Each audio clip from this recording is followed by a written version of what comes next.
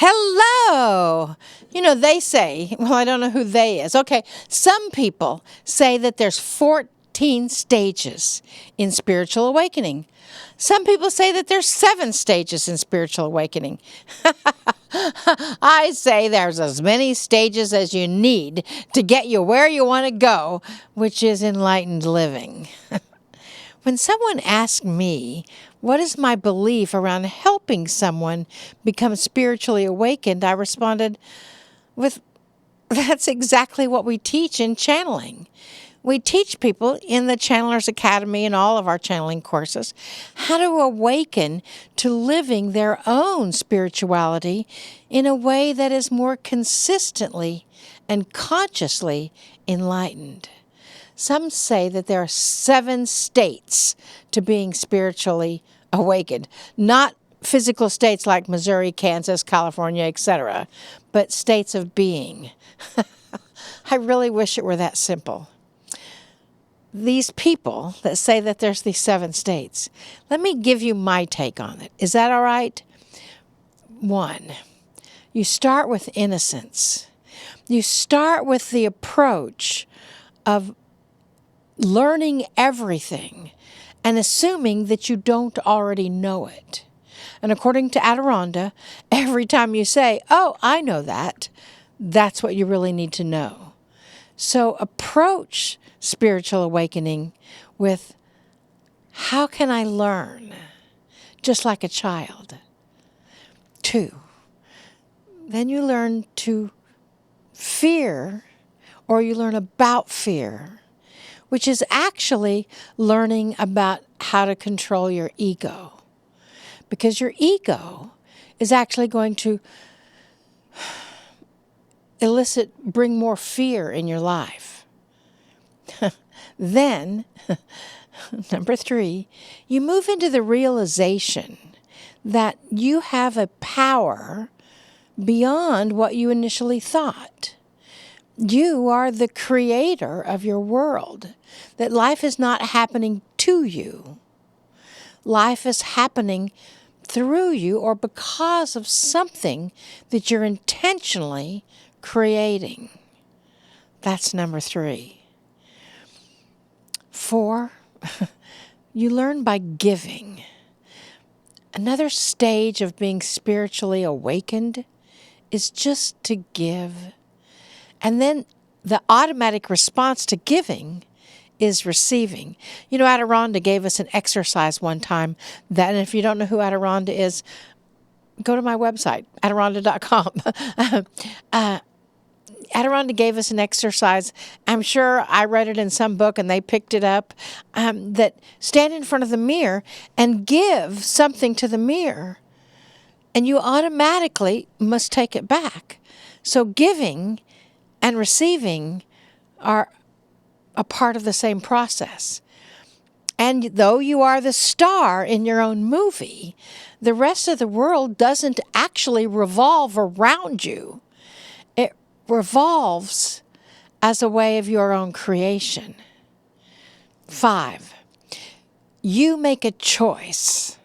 You choose to understand the world around you with compassion, with love, and with the non-judgmental acceptance of others.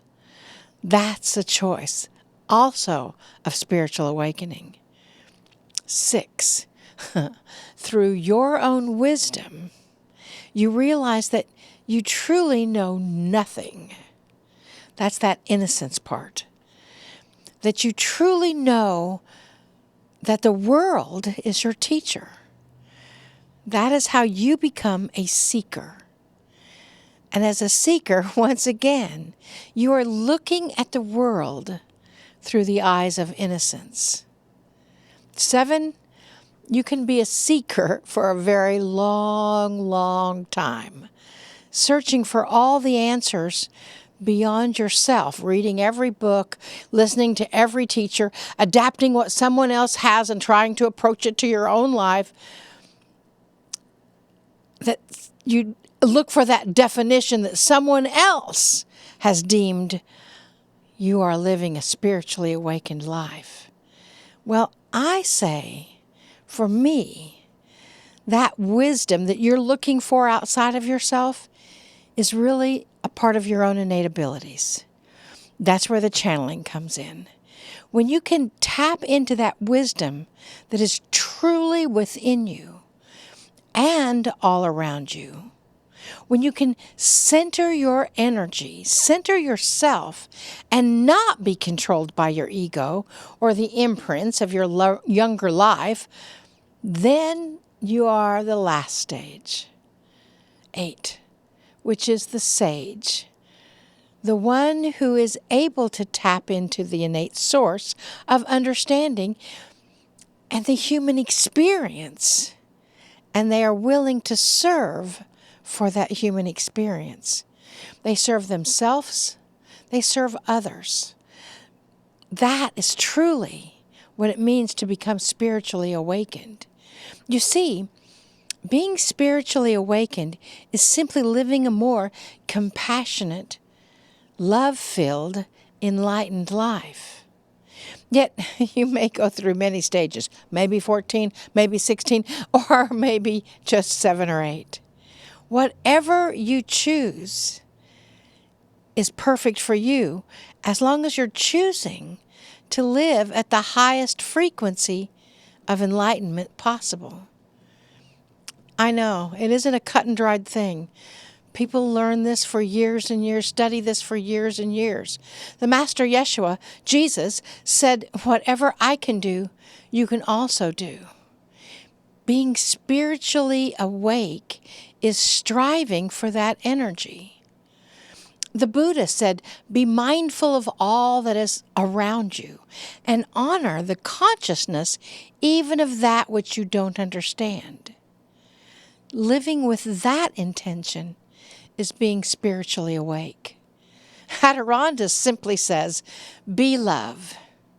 Be the love that you already are. And release or integrate those parts that seem like they're not a part of love. Those parts that you don't choose to be in charge.